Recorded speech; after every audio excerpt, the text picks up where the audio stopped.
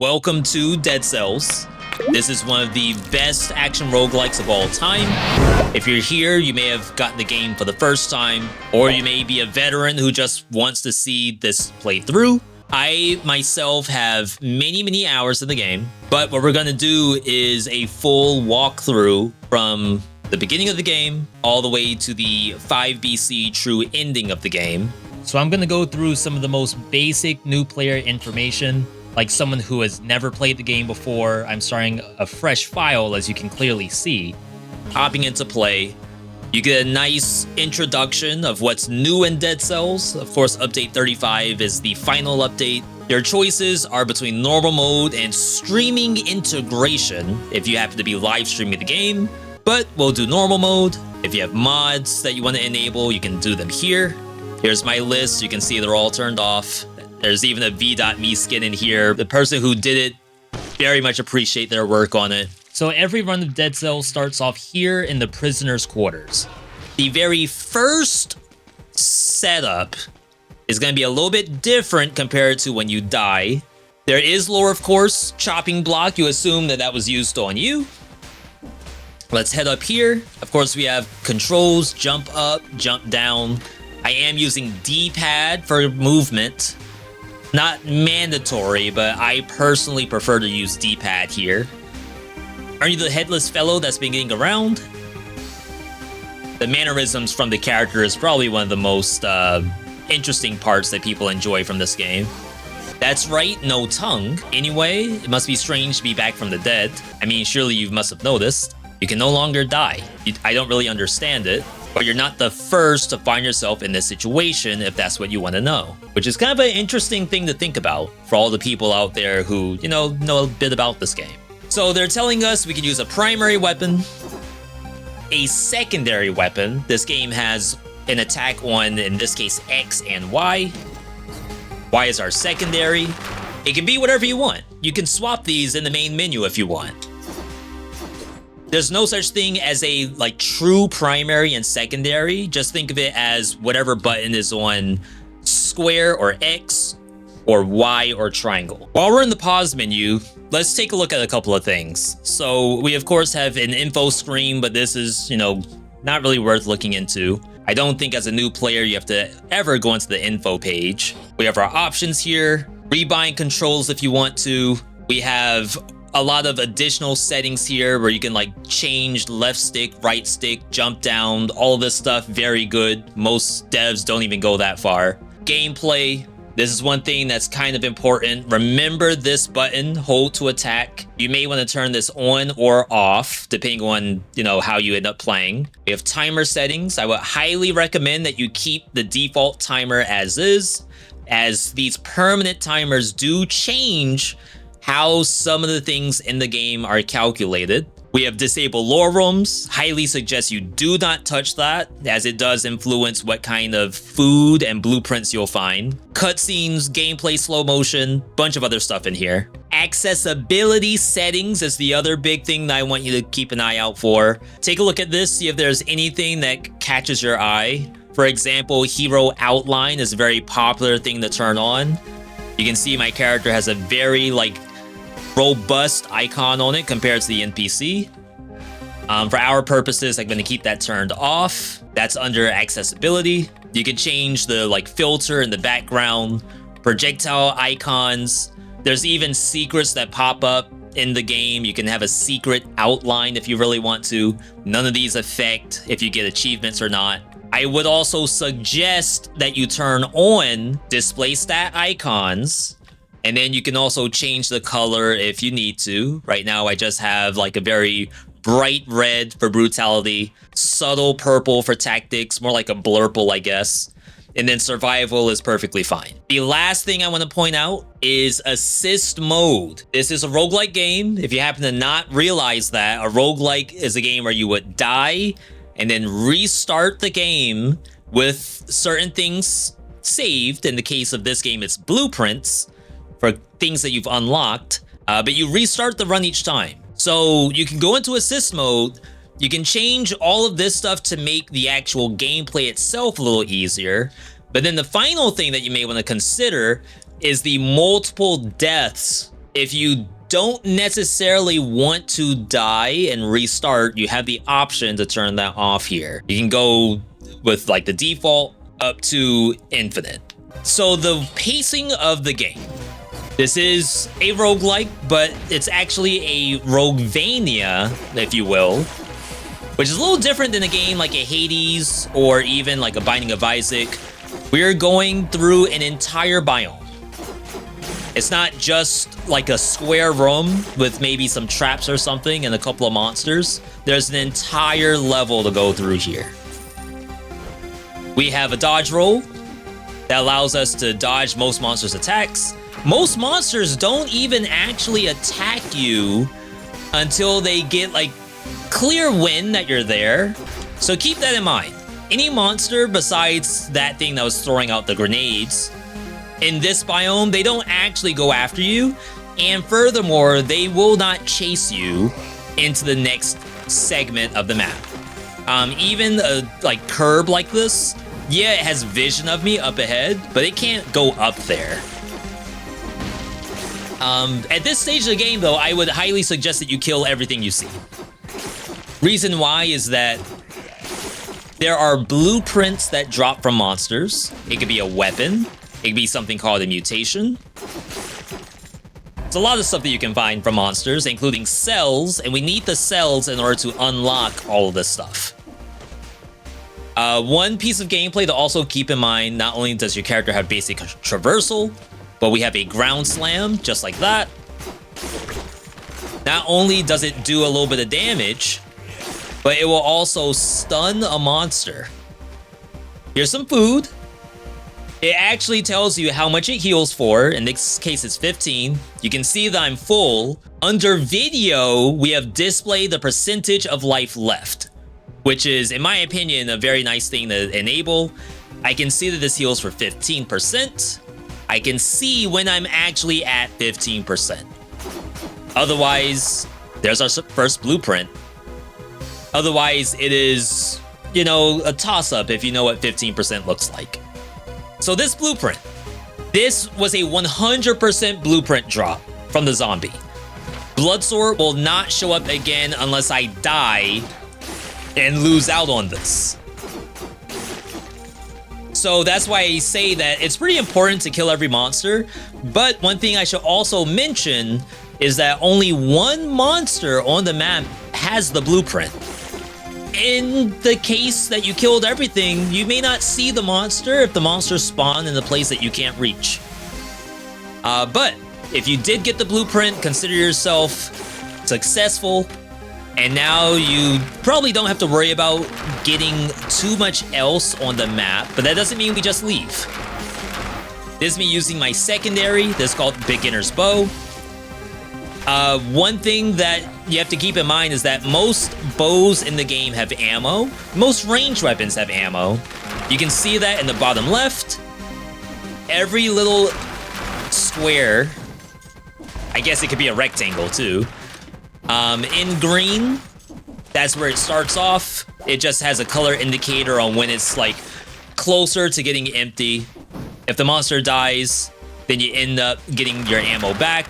If the monster is not dead, those arrows will stay in there for maybe like 30 seconds.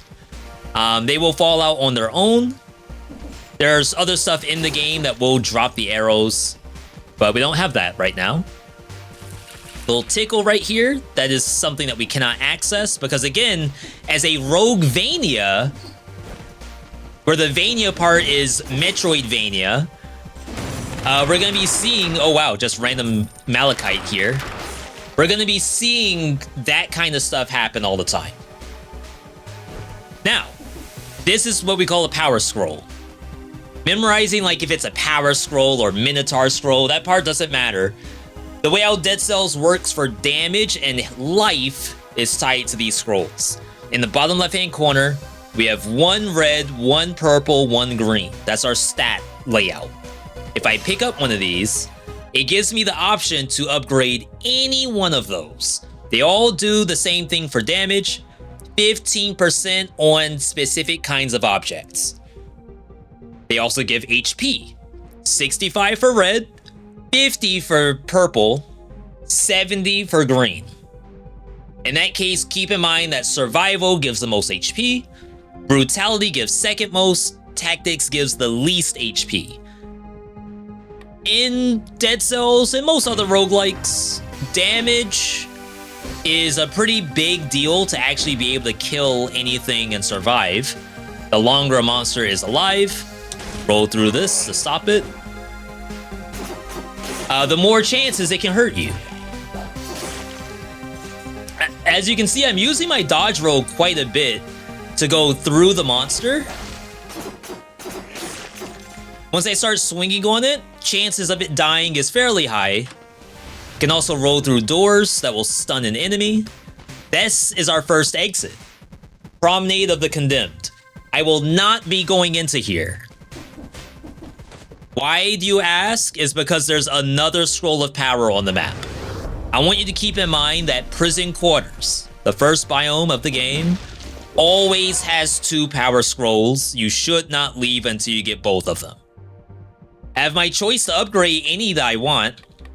I'm going to put another point in brutality because that's the only thing that's going to increase the power of my red weapon, the rusty sword.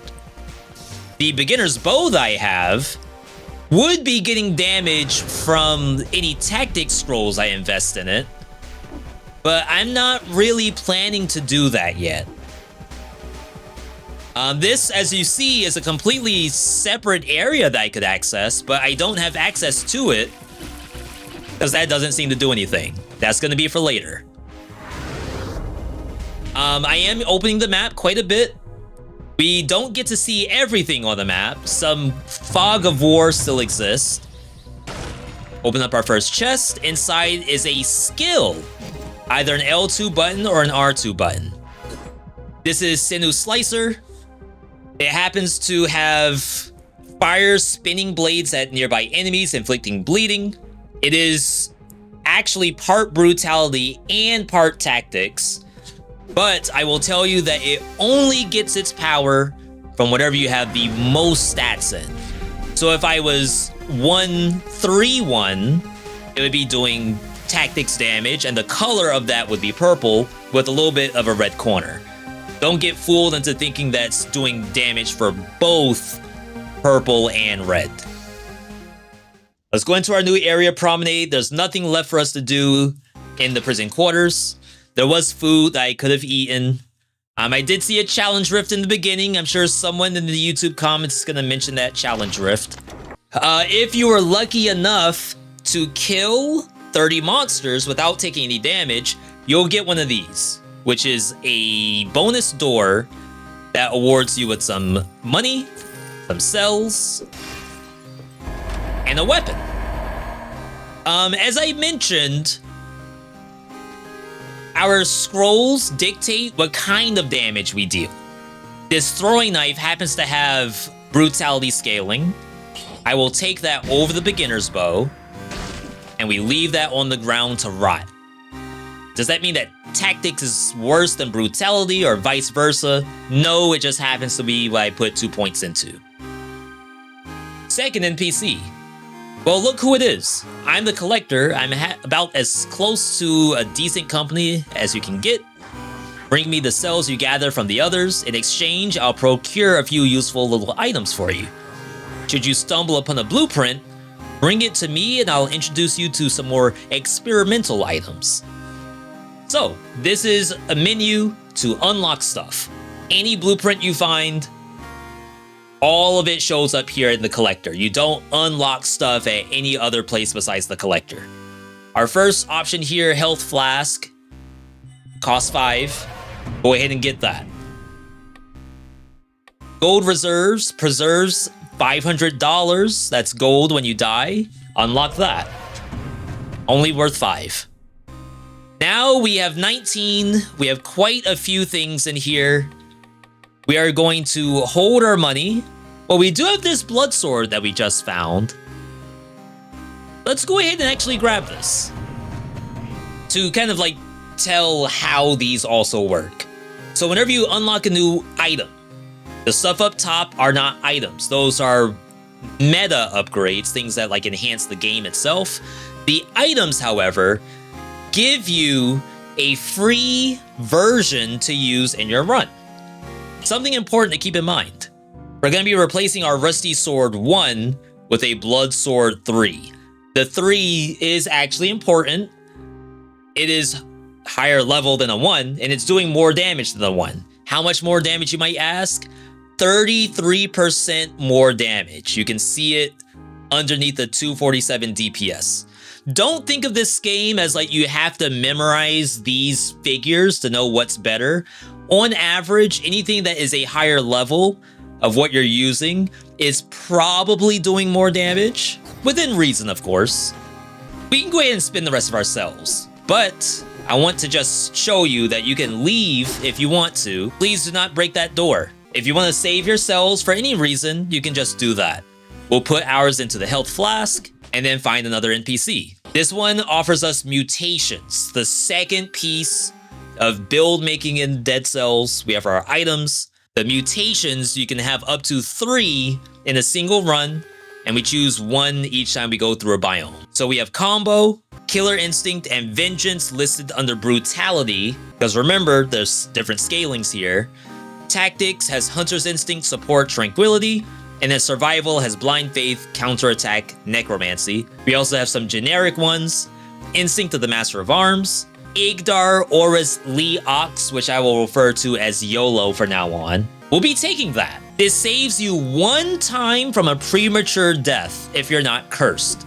Curse is a mechanic that we'll see later. YOLO cannot be dropped once it's taken, and if you use that, it changes its icon so you know that it can't be used again. So we're now in the promenade.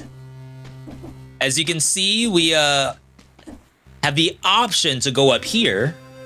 And this is another very free blueprint. This one's Assassin's Dagger. Something that I may or may not upgrade. You will find these things fairly often. This is a down slam icon. However, we can't utilize it yet. That's more Metroidvania for us to find later. This monster is protected by a bubble of some kind unless it's out of range. You can use right stick to move the camera. We can see it's that up there. We found a monster that will teleport to us. That's the runner. On this map, and this is how it's going to go for most of the time in Dead Cells in general, is you will start to recognize monsters and react to them accordingly. So this thing doesn't attack me, but we know it does the shielding. You'll want to memorize that. This thing throws bombs. We saw that before. I don't need to dodge roll unless a bomb comes out. We know a zombie. It can jump at me. I can dodge roll through it. It can try to punch me. We don't fall for that either. Now that we have a weapon that we can kind of throw while moving, the throwing knife is very good at that. It does very good damage. It applies bleed. Bleed has a very specific extra effect where if you apply enough stacks of bleed, it'll pop and do all of its damage at once. The odds of us doing that, fairly slim, while we're just kind of like plugging away at each monster. But as you see, there's a runner down here. We know how he works now. I'm going to use the door to slide through him. We have bats. We know how these work. They try to dart at me. That's in a down slam that does actually work that I saw at the corner of my eye. If you remember earlier, we saw something that will let you like outline those icons. That's in accessibility, I believe. You can turn that on at any point. One other thing I want to point out, above my head, we've been getting this, I guess, accelerator icon. We're getting that based on a kill combo that you can't necessarily see. It is basically a hidden mechanic of sorts. Some things do actually utilize that, but nothing that we see right now. Let's head down here. Based on our gameplay right now, we have 30 kills. You can see at the bottom of the screen. That's actually another thing that you can turn on. Perhaps under video. Display the number of enemies killed without being hit. Highly suggest you turn that on. There are spikes in the game. We have a double jump though. You don't have to jump off of something to get the double jump. So long as you're in the air, it works. We have a shop. Shop you can try to talk to, but it doesn't really do anything. We have weapons. Now that we unlock the blood sword, a new blood sword can show up. Just pressing the buy option doesn't automatically buy it. It just lets you preview it. We can see a level 4 is stronger than a level 3. I'm gonna take it. The special affix on it, in this game, every item that you find can have affixes. A lot of them are very specific to what kind of weapon it is. Imagine that a weapon that can give ammo will have bonus ammo on it, and ones that don't have ammo simply don't. Pile of corpses. Whole lot of prisoners here. One of them is holding something. This is why you don't necessarily want to turn off lower rooms, because you can actually find stuff. We have a nice little trap puzzle here. This is a procedurally generated game. The next time I go into the promenade will not look the same as this. That little puzzle that we saw, you may not see that again for a couple of runs. We're heading down here. There are random doors that you'll find. These do not do anything right now. Get our chest. A firebrand that does a double damage to enemies, but I take double the damage. I'm gonna skip that. Now you could decide to take it and it will definitely kill monsters. However, as a new player, maybe not advised. We found this thing again, still can't use it. So we're gonna keep going left to right. We find ourselves here with an elite monster. I don't think we've seen elite monsters yet. This is another archer. The difference between this and the normal archer is it fires 2 arrows that are stacked. Because funny enough, you can duck in this game. And the other archer you could actually duck under. Reward for this, unknown artifact.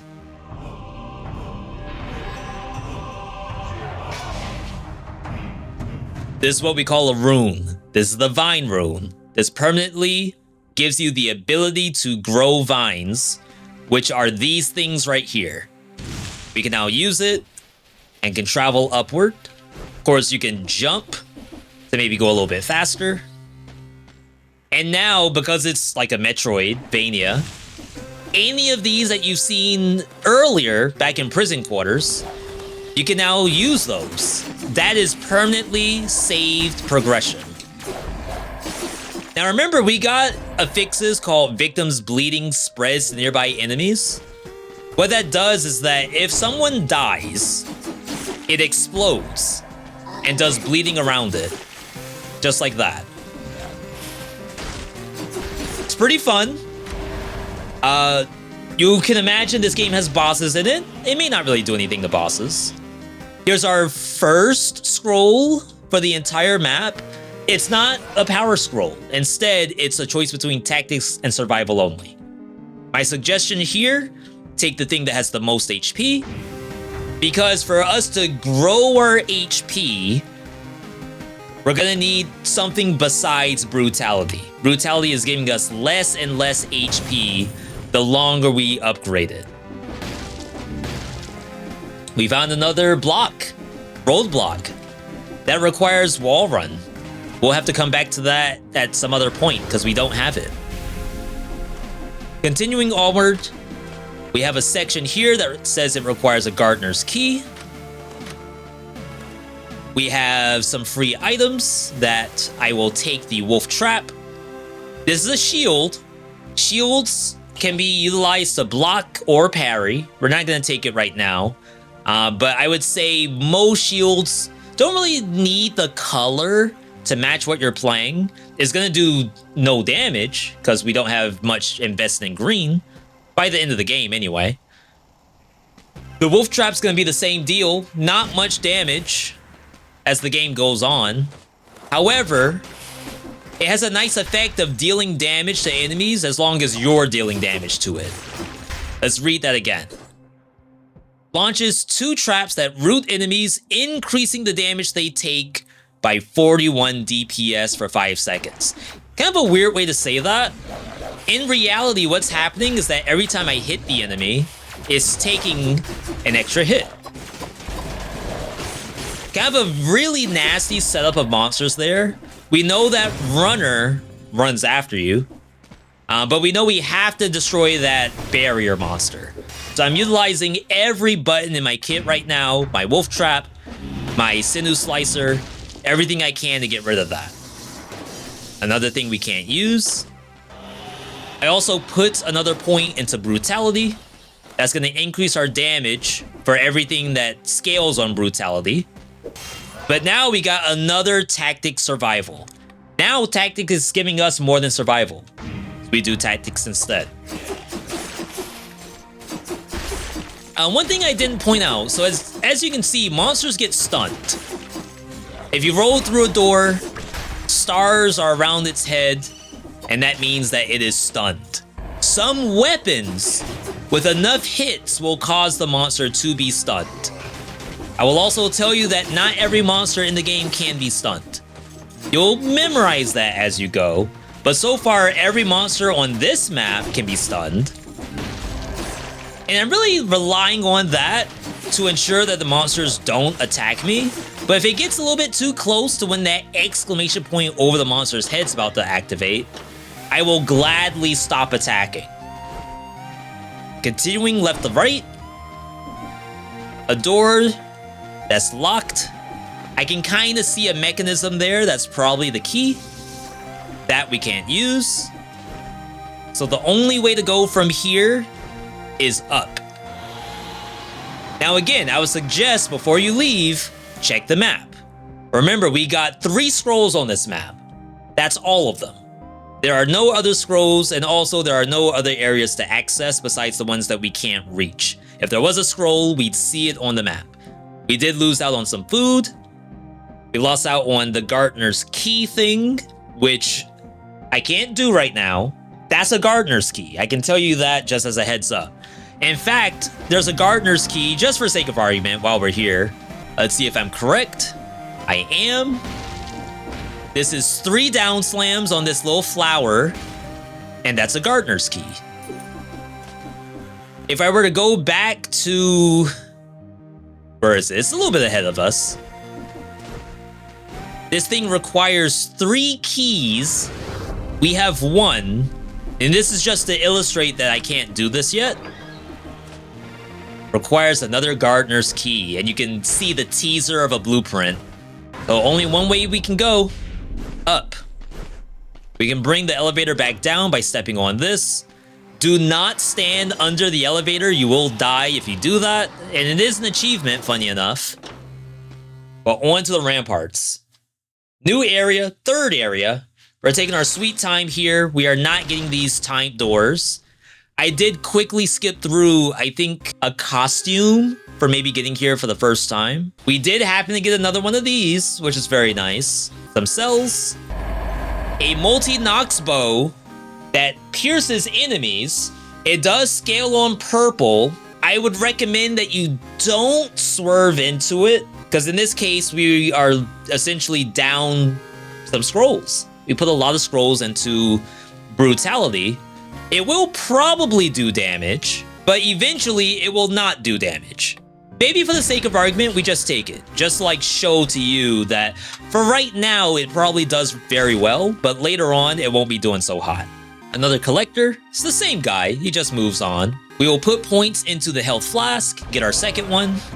Everything else is a little bit too much. We have an assassin's dagger, but personally, I'm not gonna level that up. I'm gonna put these points into recycling instead. We've dropped a lot of items on the ground and have not been able to do anything with them. We do get another mutation. We're gonna be taking Vengeance here. If I were to take damage, the next damage I take is lessened, and I do more damage in the process. You would think, okay, V, why not go for combo? Something that does damage, or Killer Instinct, something that gives me my powers back, in this case my turret, for getting kills. But to be honest, I've been killing most stuff with just the sword. And then for like combo, I'd rather live. So we're now in the ramparts. There are falls. I can tell you that if you really want to know if there's anything down there, just open your map. That'll show you if there's something that you're going to jump down to. This is another elite. We can drop our wolf trap. We can use our sinew slicer. You can see the range at which the sinew slicer is allowed to attack. It's within reason though. Like I can't go... Oh wow, that goes very far. It's a lot farther than I expected actually. We can try out our new bow and get rewarded with an unknown artifact. This is custom mode. Custom mode allows you to play the game by turning on and off certain things that you don't want to see. We will not be doing that in this walkthrough. But if you want to, just keep in mind, there is a chance that you will lose the chance for achievements depending on what custom mode options you utilize. So as you see, I can kill most stuff. It might require the sinew slicer, but for the most part, I'm not all that scared to just swing, within reason, of course. Basically, what I often do is I will check how difficult it is for me to kill a monster, and then that determines how much dodge rolling I plan to do. A bat, as you can see, I could not kill it in time. It requires a dodge roll, and I will now know that for the entirety of this area. New monster, that's the shield bearer. This thing blocks all attacks in front of it, but also stuns you in the process. Very simple mechanic, just go behind it, start swinging. Another new monster, this one is probably the one that's gonna kill you first. I don't even know its name. It does a simple thing that goes across the ground. If you roll through it, you get hurt. You have to jump over it. It will also try to outrun you, reposition itself, and do that attack. Sometimes I wouldn't recommend doing a blind down slam. You don't know if there's gonna be spikes down there or what. Even though we have shots pierce, the shots do not pierce through the shields. You can also duck whenever you fire most things in the game, not everything, but you can see that it's a way to like circumvent some monsters, such as that archer. So for this biome, oh, here's another new monster. This is called the Inquisitor. It will shoot you almost screen wide. The game does indicate, you can barely see it. There, that exclamation point, that is me being shot off screen. It's about as strong as an archer. Probably does more damage, but pretty scary. You'll want to remember that monster and how it works. More brutality. Killing everything because, again, there are blueprints on the map. Some of them are 100% until we find them. We can finally use a heal. Oh, wow. That's something important. Turrets. Turrets actually will aggro monsters. If a monster sees a turret, it will actively try to kill it. Turrets have a health bar. If they die, they are gone until you recast it. The recast of a turret starts even when it's alive. So you don't need it to die before you place the next one. Twin Dagger, DPS 731, but it's not accounting my bleeding DPS. I'm gonna skip it for now. To be honest, I'm not a fan of Bloodsword, but our Bloodsword's doing just fine. Another scroll. If you are to full clear the map, you will get all the scrolls. That's why I encourage you to do the full clear. That way you know for a fact you did not miss anything. Now, to be fair, the longer you spend on the map, the more chance that you get hurt. But at this difficulty, what we call 0 BC, we'll get to that a little bit later, taking a little bit of damage and getting to the next area, even using a health pot is perfectly fine. Yo, we got our mutation, Frostbite. I do believe there won't be any other blueprint on the map, that doesn't mean I'm gonna skip monsters because I need cells. And we get rewarded for killing monsters, right? We have a kill door.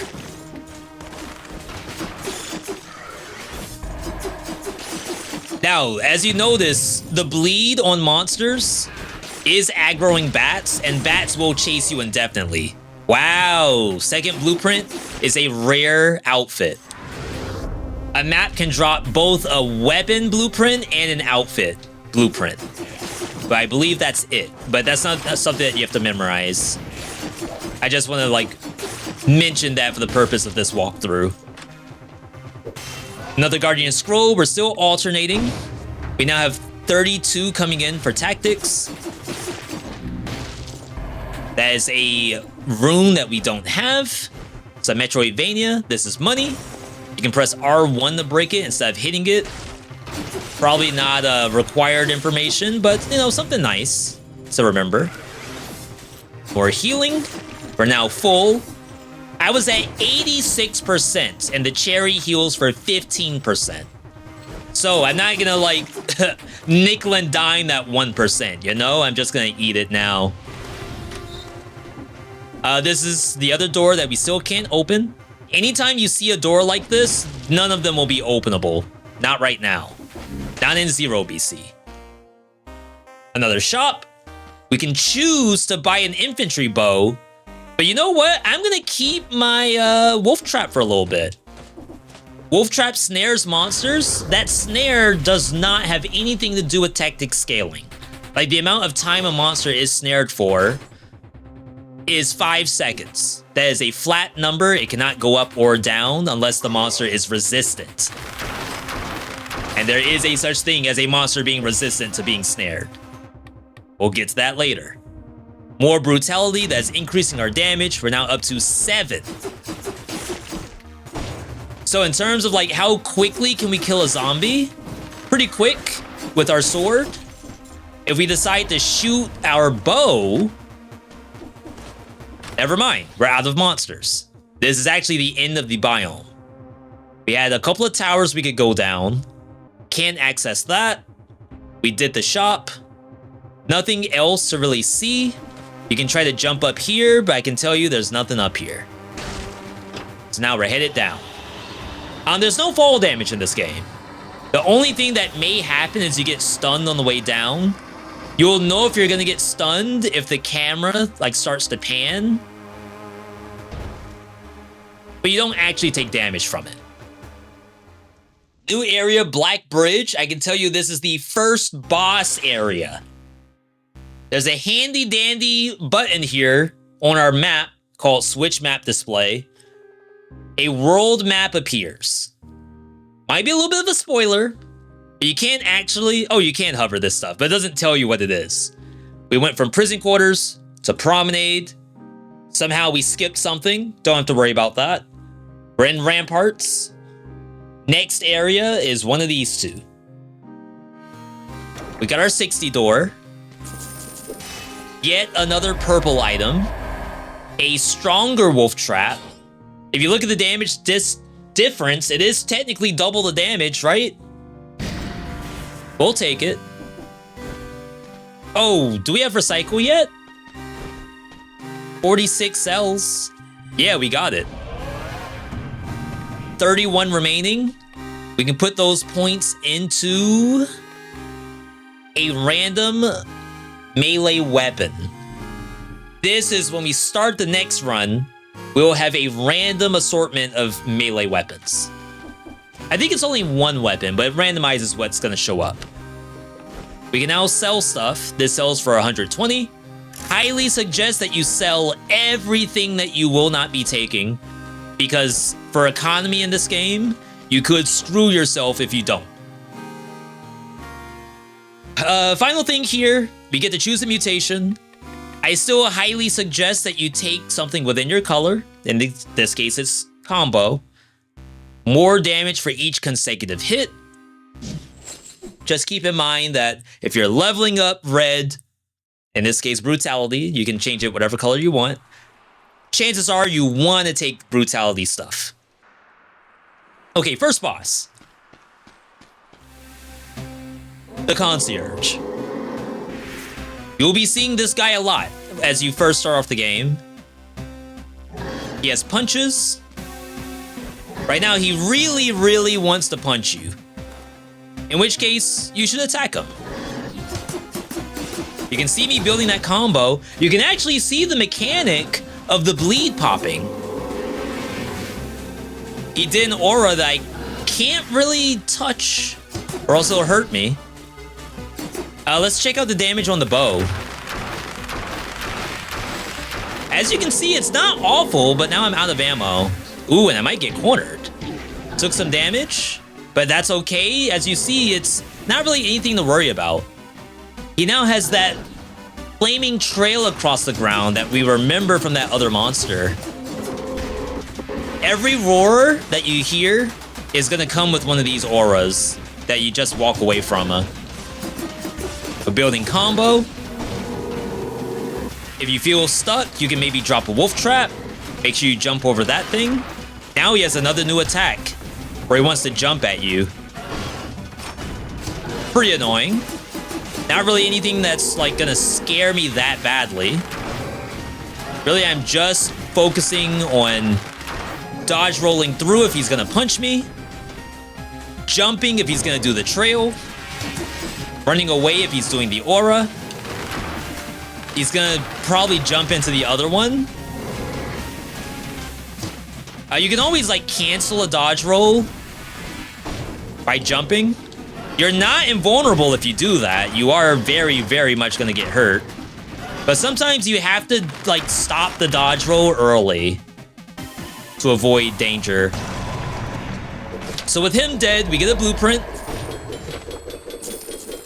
That's the first of his blueprints. He has a lot, and you'll be getting a new one each time you win until he's done. New rune unlocked, Challenger's Rune, permanent access to the daily challenge. That has nothing to do with like progression on getting the ending credits of the game, but it might be something that you want to do for fun. Ice Grenade, we will not be taking. I can sell that.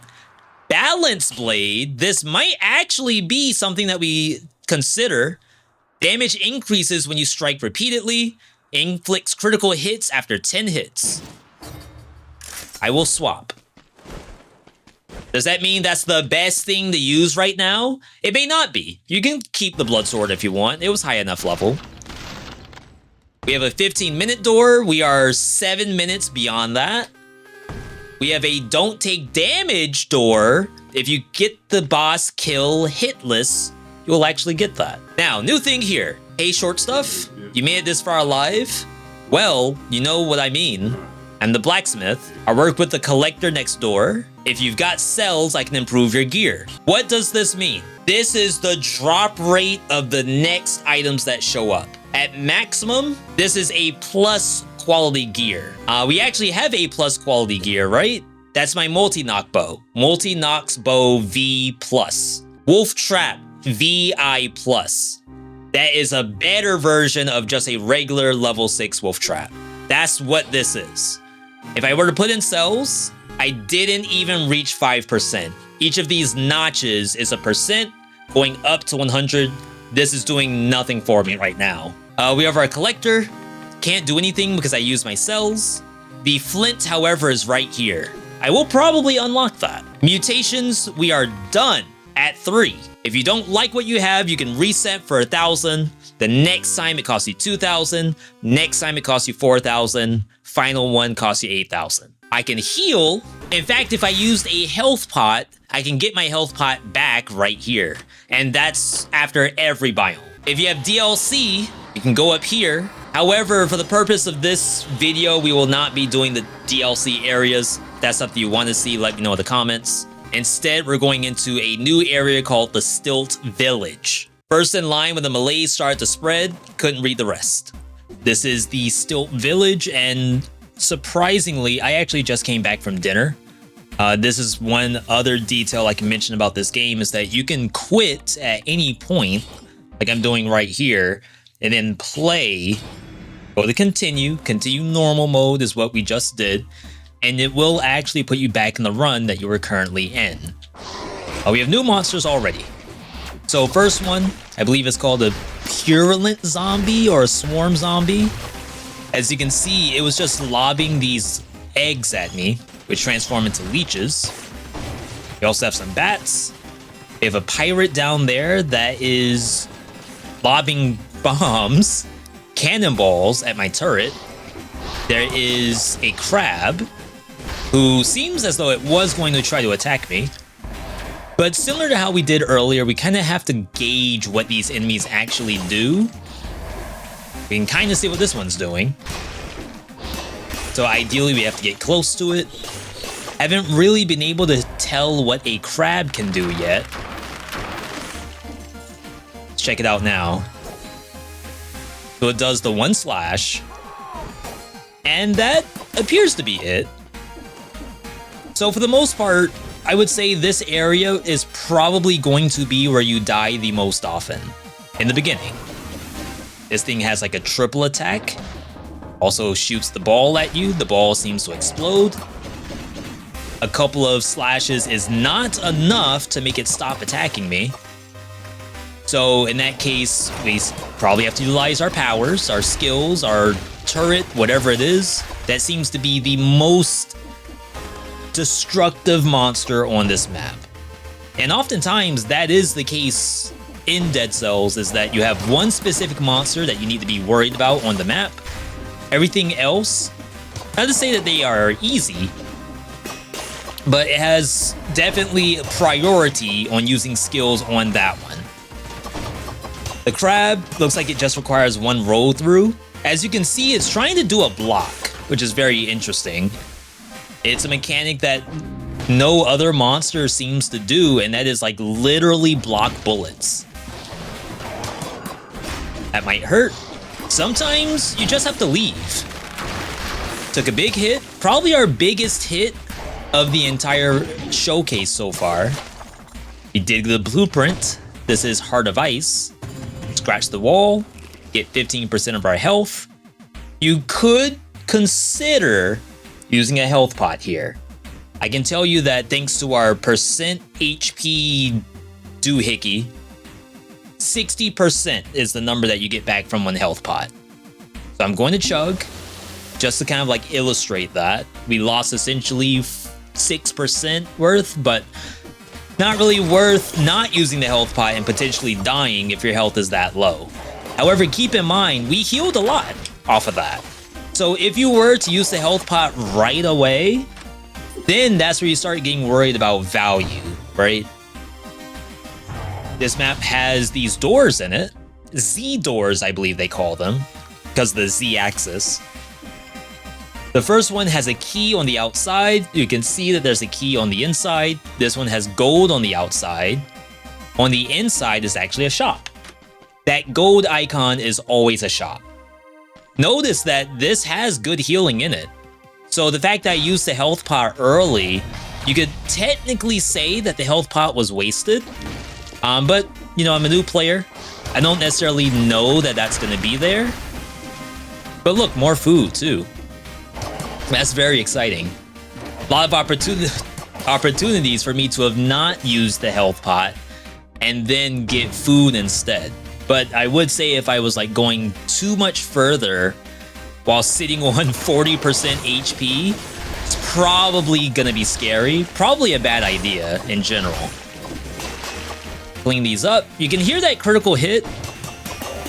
I actually have some bonus feedback, which I think was also under the video options, where the character's head glows. You can also see the weapon in the left-hand corner that's glowing. That's the critical hit being enabled. New balanced blade. It is actually weaker than the one we have. And we'll exit. That door had a chest icon, but inside was not a chest. Instead, the chest icon is free stuff. Get our carrot. Good for your eyes. And then head over to this spot right here. So that's a door you can unlock. If you were to explore a little bit, as I said, this is a Metroidvania, then you may be able to see that there's platforms over top. That's kind of what the exploration of this game is all about. To reach up here, as a new player, I'm gonna tell you it is not possible. You do not have wall run. Of course, speedrunners have figured out a way to do this, but I would not really go about doing that. We are here to do like a normal playthrough of the game. You use your village key, and you keep going. Honestly, I should just cut that part, but kind of want to show it anyway. There are some segments that make you feel like you're trapped.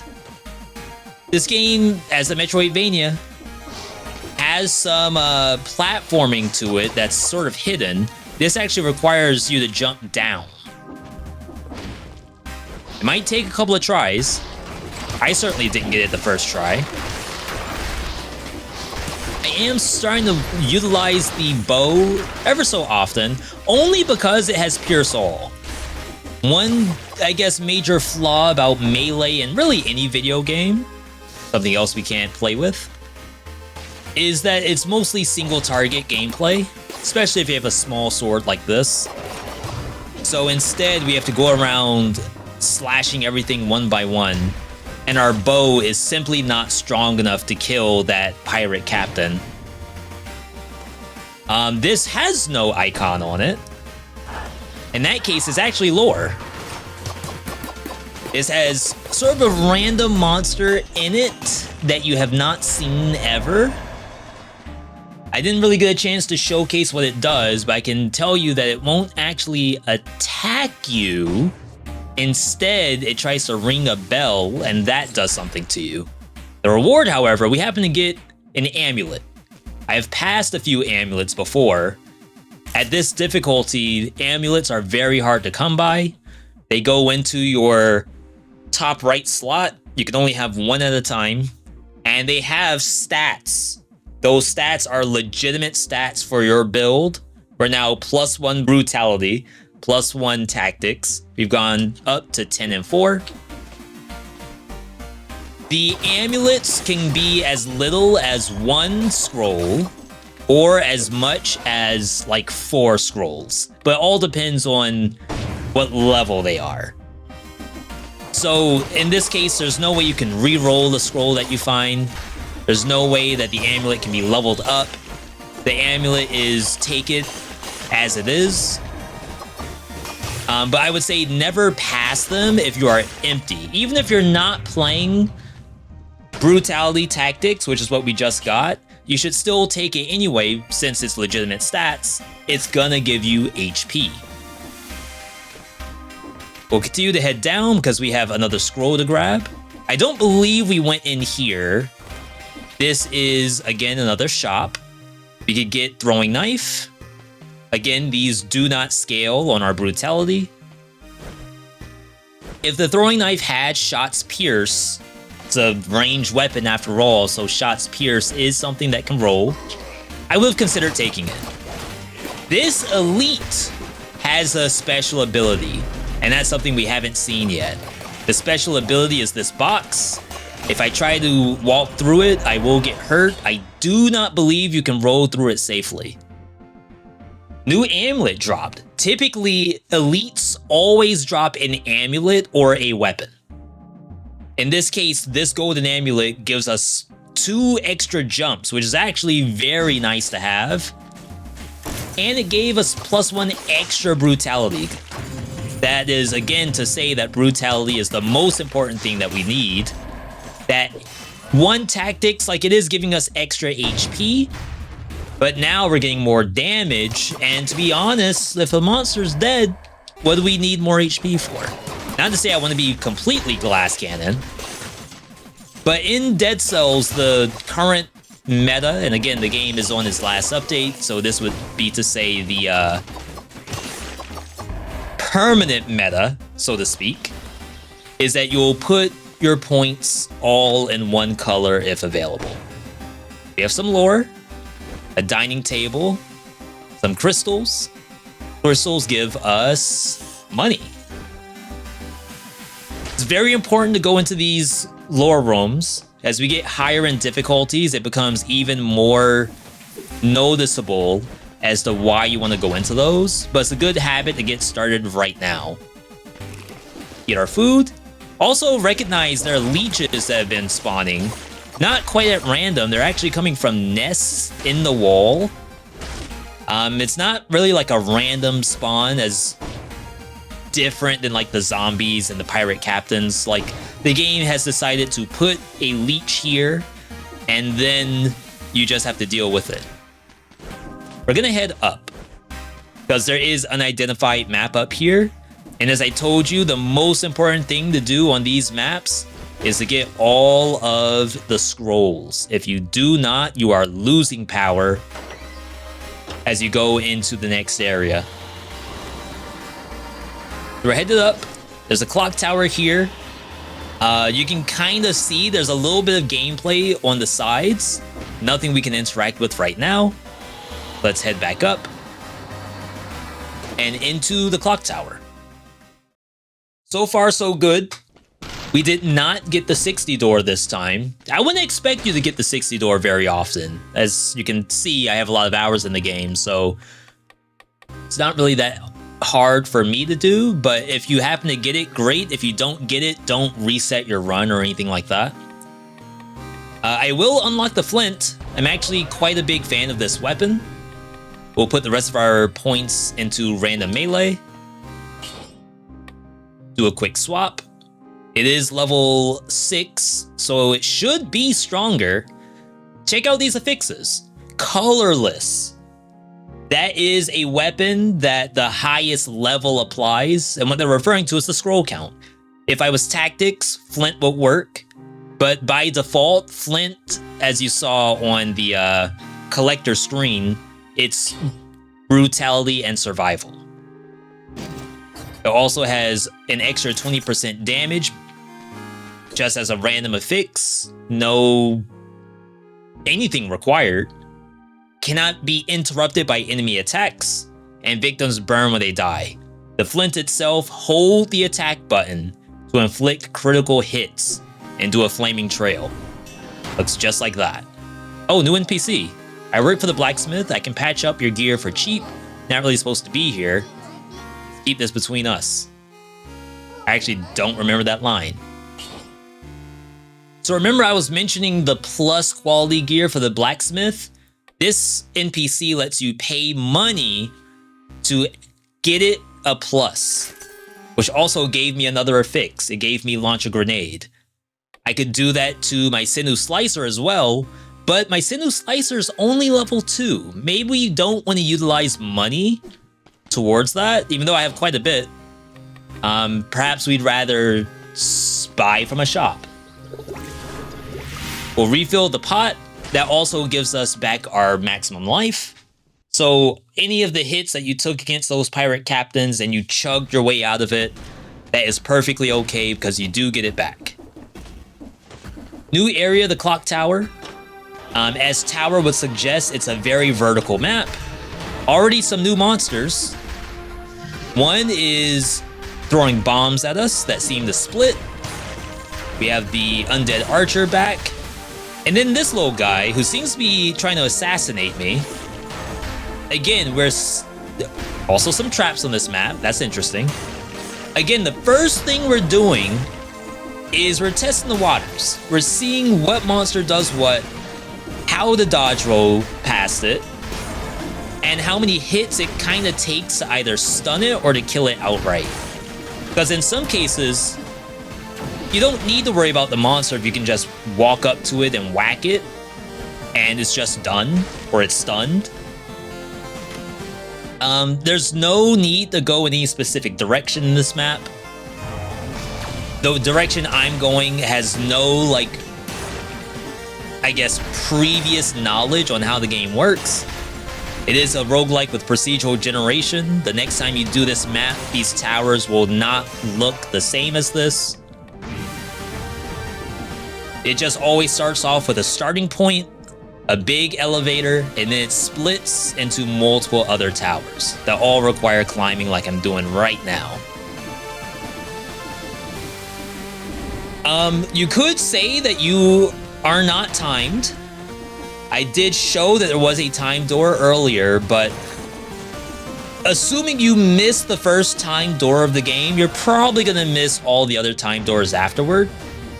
The game kind of anticipates that you are speed running, so the time it takes you to get to the next time door is actually, it's pretty tight timing. For the most part, you'll never just beat the second clock or the third clock without beating the first. Ice grenade we won't be using. Continuing upward, we did see a new monster, that thing right there. That's a puppet, I think they call it. Seems to be invisible until you're in range for it to dash. One handy dodge roll got me out of dodge there. As you're watching me play right now, we're using this flint, and I want you to kind of get a feel of how slow this weapon is. We'll also take a moment to actually grab this thing. A cudgel is a shield. Most shields are green, if not all of them. Shields can be held up to block. I'll show you that as soon as I find a monster that's worth me blocking. Just an outright block is usually not gameplay that's recommended, and I will show you why in just a second. We have an empty area here, which is lore. As far as I know, maybe there's something in the drawer. There we go. Okay, so it's another amulet, but see how it's level 5 compared to level 6, and the level 6 has 2 brutality on it. We don't swap. Don't forget your triple jump as well. Would I say that I am picking amulets based on the affixes on it? Not necessarily. The extra jumps is nice, but to be honest, if those jumps were on a survival amulet, I would probably not take it. New monster, by the way. This is called a cannibal.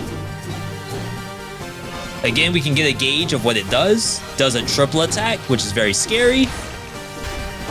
The other attack it doesn't seem to want to do it, funny enough. We have a parry on the shield. I show the full block, but we gotta get rid of these archers because they will aggro me. Remember I said things don't chase you, but if you're in line of sight, they'll certainly try to hit you. So if I do a full hold, you can see I still took some damage. It's not a lot. And to be fair, Cudgel absorbs an additional 7% of damage when held up. It still does the effect of the Cudgel. Oh, that's the other attack I was gonna mention. The effect of the Cudgel is a stun. And it does happen to do that on block. But if you time your parry, then it also does the effect of the Cudgel, but then it also does damage at the same time. I'm gonna go ahead and take this just for, proof of concept. I'm selling a level 2 Sinew Slicer for a grenade. Grenades in this game are pretty short cooldowns. You just toss them and they do damage. Typically, they don't do anything else. Usually, they will ask you for something else to buff its damage. In this case, bonus to a rooted target. And we do have that with Wolf Trap. We can kind of see the damage difference. Let's go find a training dummy. A lab rat, if you will. That was 1,149. 1287. While rooted, 2,500 plus the damage of the Wolf Trap. And again, Wolf Trap's not doing that much damage. That's a new elite buff. Happens to be a laser beam. Happens to be parryable as well, but that's kind of high level gameplay. I won't tell you to start learning that right away. But you're gonna get hit by that the first time you see it.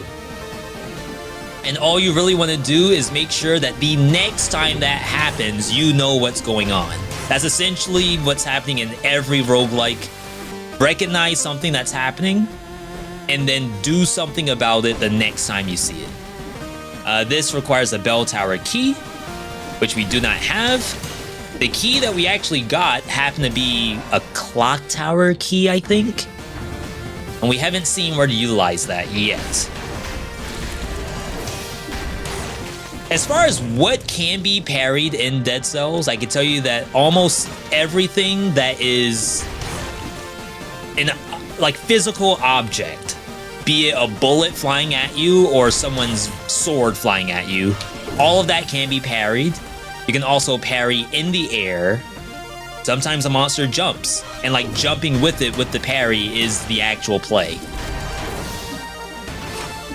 But I would say don't bait yourself into trying to parry everything, because perhaps you were close to getting 60 kills. Missed the parry and then you missed out on getting a, high-powered weapon. Go ahead in here. Big HP, I'm gonna leave that. Oh, wow. This is not lore necessarily. It's actually a pseudo quest. Again, as a Metroidvania, there's random stuff like that all throughout the game, which is sort of unique. Most roguelikes don't do that kind of stuff nowadays. More scrolls. If you look at the map, we have gotten every scroll that we've come across. We're continuing up. Again, we don't have any form... Ooh, blueprint. Another grenade of some kind. Powerful grenade. Again, we don't have any form of wall climb, so I am just going manually up each platform. We found the use of the clock tower key. It gets us access to clock room. But before we leave, that was close. Before we leave, let's take a moment to think about that bell that we just saw. I believe it was here, next to the food.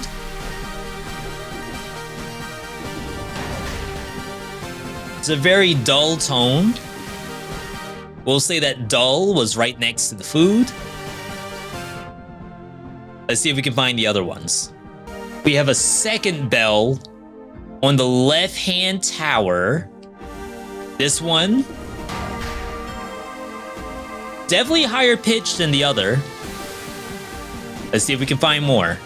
This is a third bell. This one's all the way on the right-hand side.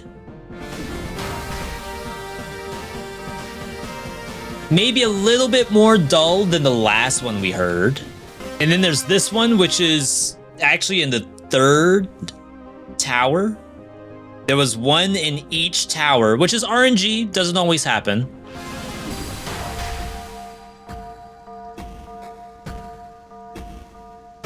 Maybe that one is the second to least dull. So we're gonna go back through, and we're gonna try to hit these in order and see what we can get out of it.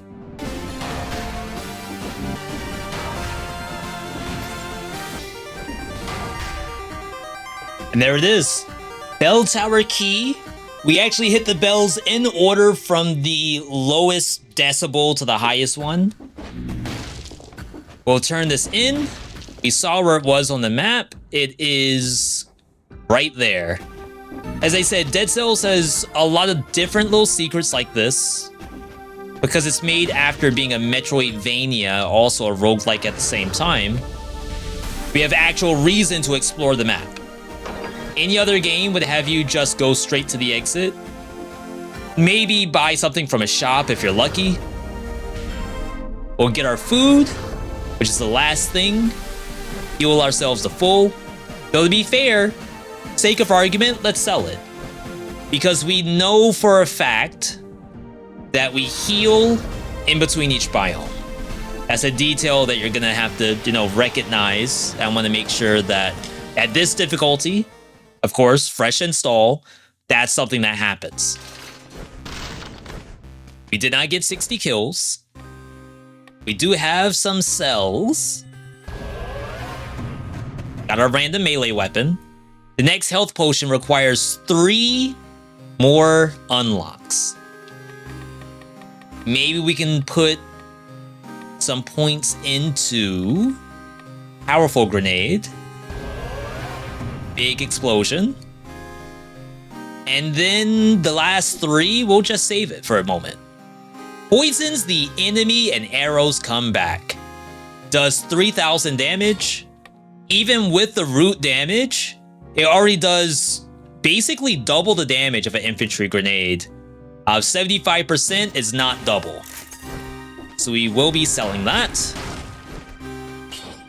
We can actually upgrade it. Burning oil damage.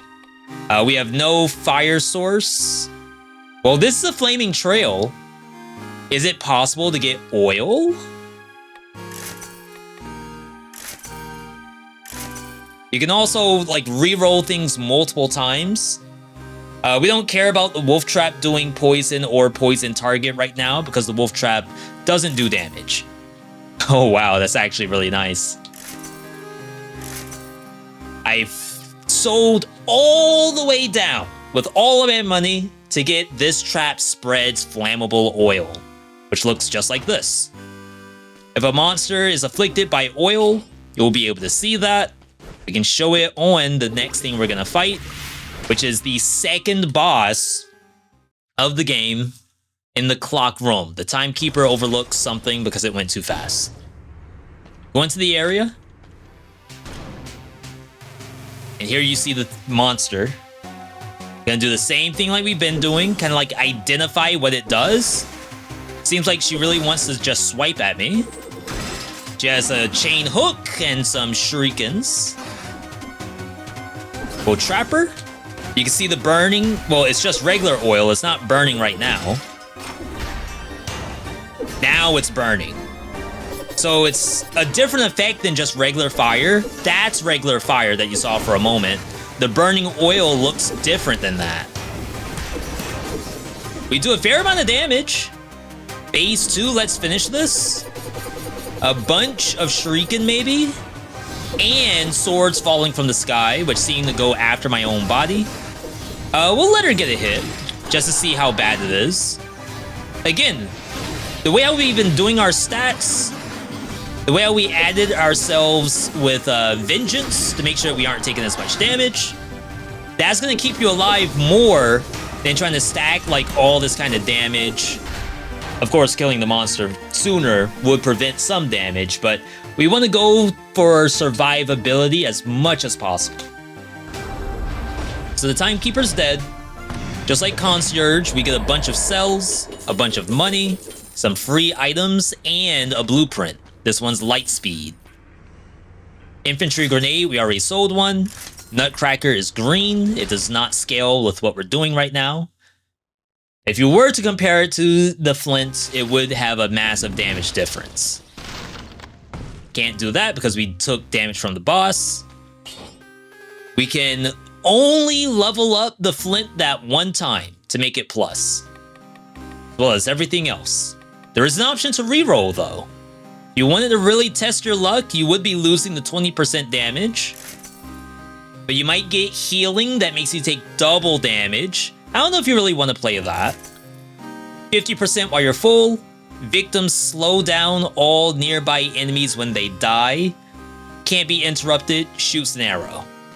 I can tell you that 50% is pretty impactful. We finally got 5% of plus quality gear. It is a 5% chance for those to show up.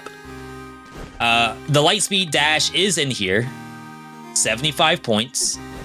We have no cells because I spent them all. That's our mutations. Get our HP back. Couple different routes. One is DLC, but we're doing the main route. This is High Peak Castle. If we were to look back at our biome map, which is right here, this is actually the final biome. There's one space after this, and they appear to be bosses. I see a throne, maybe 2 thrones. So now we get to go through another new area. Here, we already have new monsters. This thing seems to do spin to win, which actually sucks you in. Does try to swipe at you. You could try to parry stuff. If I were you, I would kind of shy away from trying to parry everything in the game. But you can find easy monsters to parry, if possible. Like that one. That one did 3 stabs. All I had to do was 1 parry when I felt comfortable. Here's another new monster. seems to not know I'm here yet, which is also another important detail to remember in this game is the element of surprise. Oh, wow. It knocked me backward with its slam, and I almost went into the spikes. Keeping an eye out for these runes, because inside are pretty good amounts of healing. I can tell you that every single biome has at least 2 pieces of food. I don't want you to memorize that just yet, but it is actually a detail that I personally do memorize for higher level gameplay. The spear monster also seems to attack overhead. It also attacks through walls. Again, we're watching each monster to try to identify what it does. Flint, you can hold it in the air. In fact, most items in the game have some type of aerial gameplay. Some don't, though. That one did the laser. Elites, I should also mention, do pause for a moment before they do anything. New amulet, it's level 8, 2 scrolls. This one happens to have 10% damage reduction. If you felt that you needed the damage reduction from 5 to 10, as I am doing right now, I would suggest you switch. However, if it had no brutality on it at all, I would probably not switch. We're essentially losing whatever the exponential scaling is of its damage, but we're gaining a lot more survivability. I got more HP out of that, and more effective HP because it's, percent damage reduction. Let's head through here. I am doubling back and not going through the exit. The exit actually pops me out. I guess I can show it. Again, I want to make sure that we are crossing our T's, dotting our I's. If I actually go through here, we will pop out in unknown territory, even though it's really not that far if you imagine that disconnects. I don't think it does, but you can imagine it does. So I'm gonna focus on the area that I've been working on already. We will try to clear the whole map, but why not finish off the portion of map that we've already done? That was Powerful Grenade doing that much of a knockback. To also mention, you can parry the bombs, as those are physical objects, as I mentioned before.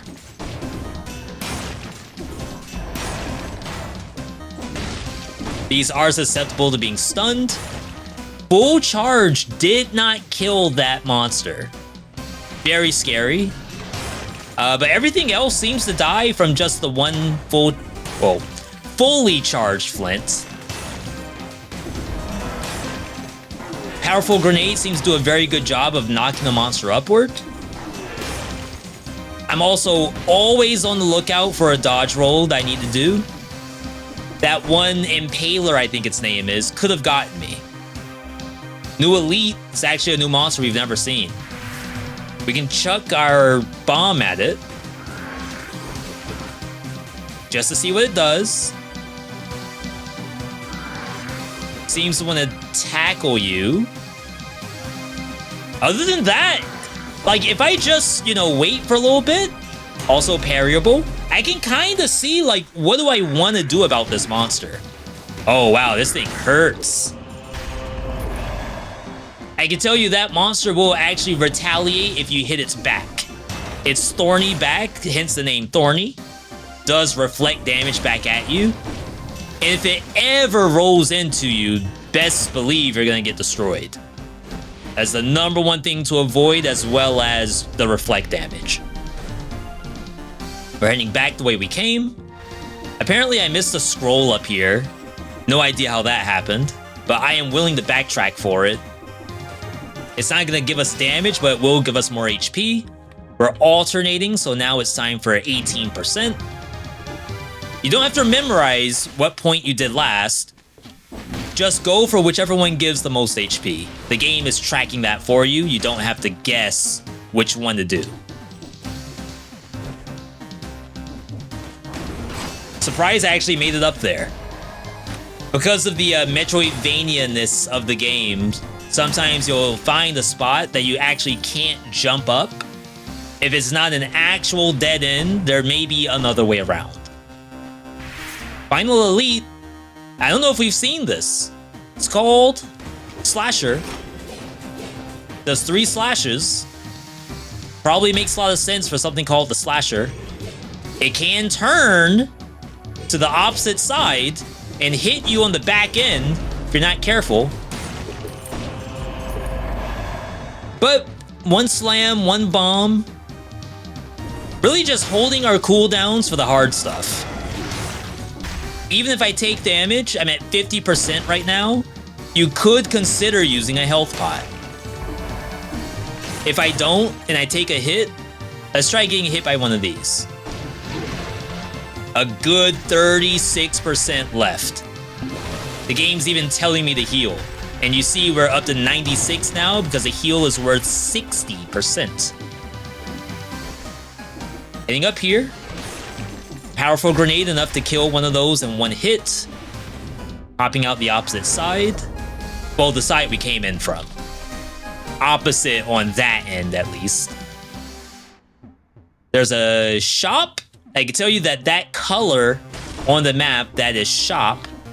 The light blue, that's lore. Yellow is chest. We have seen yellow before. That may be all the combinations. Sinew Slicer, now finally high level. We could take this, however we lose that burning oil damage, but maybe that's worth it. Knowing that Wolf Trap's not doing any damage, at least we know Sinew Slicer's doing something, and it's doing damage to monsters that are on fire. And we know we can still do fire, it's just not burning oil fire. New Flint, level 8. It is actually the same power level as us, plus 129%. That means we don't have to buy it. We can just sit on what we already have. So now, we still have scrolls to get, because again, I want to emphasize that the more scrolls you have, the easier it will be to win a run in this game. Any amount of skipping scrolls is essentially a loss of damage. So a lot of monsters here. Sometimes you just drop your skill and run. Don't ever think that you have to fight everything straight up. Sometimes one skill's enough to take them out, but I can tell you that we still don't one-shot. Not everything. Missed my parry. Didn't take an obscene amount of damage for it. Luckily, we have 11,000 HP. I can tell you most new players that I watch play this game, they do not hit quintuple digits. I can tell you that much. And that's because of how we're kind of building out our character. And we're not skipping scrolls. Of course, our runtime does go up because of that. But remember, you can always end the game at any point and come back to it when you're ready to come back. Blueprint. Soldier's Resistance. Little green aura on it means it's survival. There are secret areas that happen to have sort of like a leaf pattern. You'll want to be on the lookout for those. It could give you food, could give you a brand new item, could be an item that you just sell. I can tell you we are almost done. We're on the home stretch. Just have to get through the rest of this, get our food, another set of leaves. This leads to a balance blade, but I can tell you that there's no way to access this. Nothing to grab on. Maybe it's a wall climb. Next, I forget what they call this scroll. It has a specific name to it.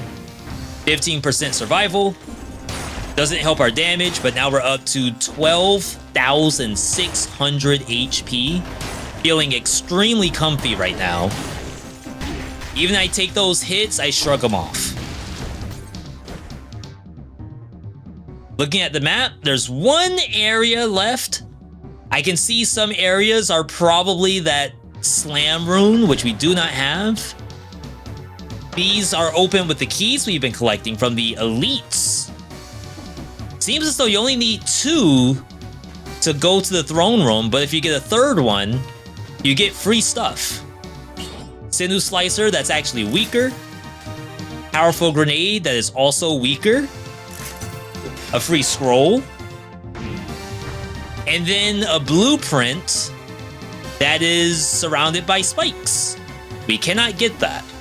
I can show you, but I think you can kind of guesstimate that that's not possible. Not right now. If there's something that doesn't look possible, assume it is Metroidvania. Triple jump, wall climb like this right here, down slam. We got the Vine Rune earlier. We've been seeing other stuff that we click and nothing happens. Assume it's something like that. So we're actually good to go. Throne Room is the final area. It's also the final bit for this showcase, this walkthrough, this Zero to Hero, if you want to call it that. 60 door, we did not get. Took a lot of damage to really like showcase some of the game. 55 cells can go towards what? We still need 3 things. Maybe we put points towards these gold reserves. Preserve up to $1,000 when you die. Say that's pretty nice. Restock requires 11 items. So we'll start putting our points towards random starter bow. Perhaps level up here. Level 8. Burning damage, we do work with that. But if there was something that we didn't have, we would actually roll these. For example, we have poison here. Maybe I wanted damage to poison instead. We could try to roll for it. But no need, because we already do burning. I can tell you that it will not get damage to bleeding target. For the most part, things that do a status built in do not do damage to that status.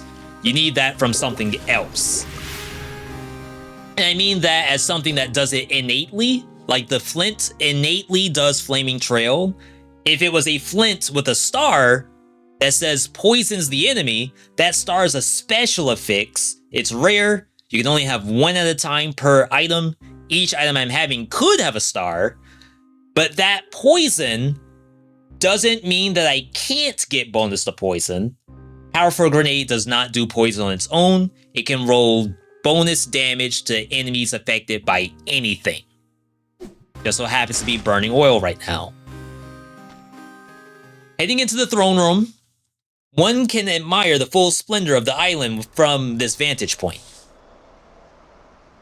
Taking stock of the area, nothing above us, spikes ahead that looks like ice of some kind. Standing on it, does let you go through it, something to keep in mind. Cutscene. We have the Hand of the King. Taking stock of what he does. Uppercuts. Dashes. Bombs. You could try the parry. I would not recommend it. Could drop our turret. We're doing some damage. Bomb did get me. Uppercut did get me. We're at 50 HP. Platforms seem to go away if you're on them for too long, but they come back after a little while.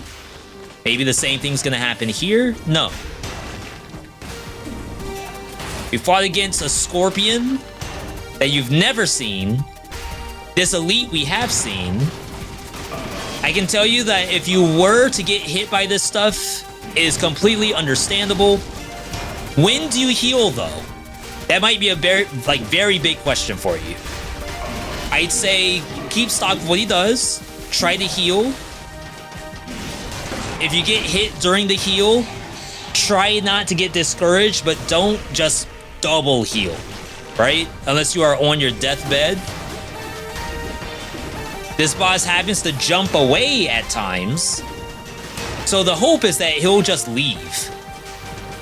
This guy's so preoccupied with me, the turret's killing him. Walking towards me. if all else fails, jump on the icicle. Like if you have no idea what to do. In this case, jump on it right now. That requires a double jump after. You can't just be on the icicle and expect to be safe. Almost got me into the spikes. He can be parried too. Just can't parry the like flames or the slam that happens to bust out rocks at you. Like none of that can be parried, but each individual slash can be parried. Another cutscene, a rune maybe? This is called Stem Cell 1. Modifies the difficulty level and unlocks new options. Dead Cells is a game that has progression through difficulties. It's not like other roguelikes where the difficulty is just there to give you some challenge. The game going to true ending, like the actual full true ending of the game, is tied to its difficulty. There are assist options to help you get through those if you struggle. But this isn't just play the game at base difficulty. You will be bumping the difficulty up if you plan to actually get achievements and the full story. We have a symmetrical lance. Attacks with this weapon ignore force fields and 300% damage inflicted on enemies. I can tell you this is like it's like a quest item. Even has bonus stats built into it. That's kind of interesting. But it's a quest item. We do get a blueprint. Telluric shock. Can sell our flint. And now we have this guy. Can't talk to him. Can't go through here. 5 boss cells required. Wow. We only got 1 just now. We do know that the symmetrical lance ignores force fields. That looks like a force field to me. Kill. Ah, yes. You may not have known what the story was in this game, but you do understand that this guy wants to kill this king. We already killed his right-hand man, Hand of the King. Giant explosion. Us disintegrated. Ending credits. Round of applause if you got this far on your first try. Going through the walkthrough that I just did. I assume that death may happen, in which case the next time you play, follow the same steps, do the same route. You will get bonuses based on putting things into the blacksmith.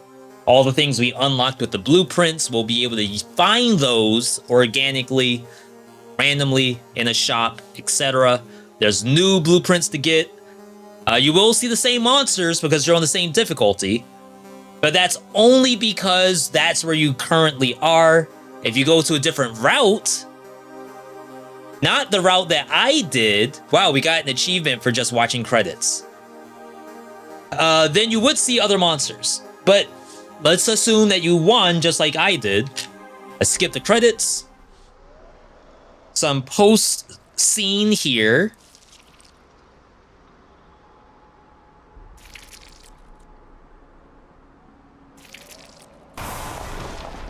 We pop out as some snot or slime.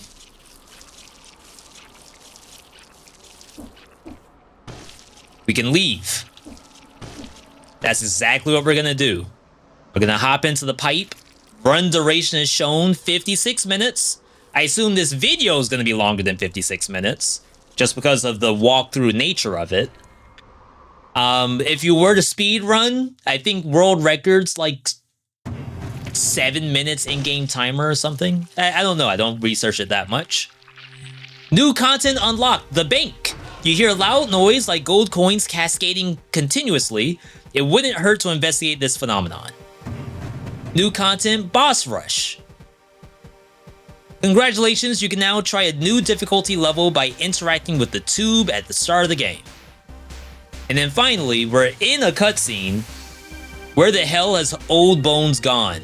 If you didn't recognize, there was a giant, like a literal giant, skeleton in the opening scene. It's now gone, because this is where like we did chopping block. And we now have a button that's R3 for me, leave body. Very interesting addition to the game. However, for this walkthrough, we're done here. The next step would be the next difficulty. I'm gonna suggest that you take a look at that as well. If you aren't ready for the walkthrough, if you want to see some gameplay, I have a bunch of runs that you can look at on many different playlists, so take a look at those. Otherwise, I'll see you in walkthrough number 2, Boss Cell 1.